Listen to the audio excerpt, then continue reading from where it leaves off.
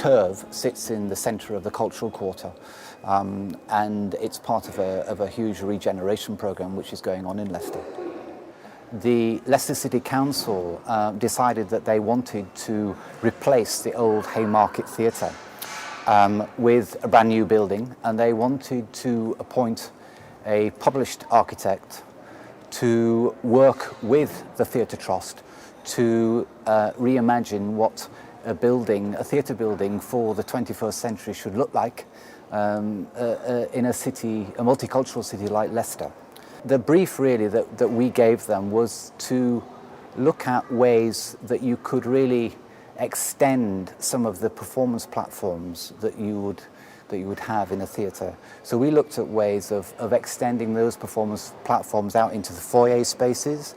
So for the opening event, for example, for Liftoff, we had performers, acrobats, circus performers in the foyers. They were all properly lit, they all had sound systems attached to them, etc. You know, so it was a way of going, look, actually, let's look at perhaps telling some of the backstory of theatre, look at ways of celebrating some of the craft of theatre making.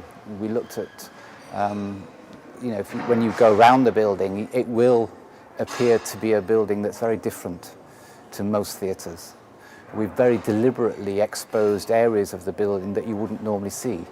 So there are times when we're able to lift up two huge 32-ton steel shutters that surround the stage area, and these shutters allow audiences to look directly onto stage.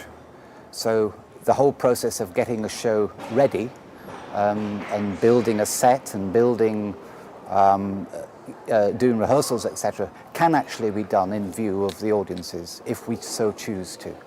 Just by lifting up of separating steel walls, acoustic panels essentially, you can actually have one huge performance area which can be used for carnival, for street theatre, those sorts of activities, etc.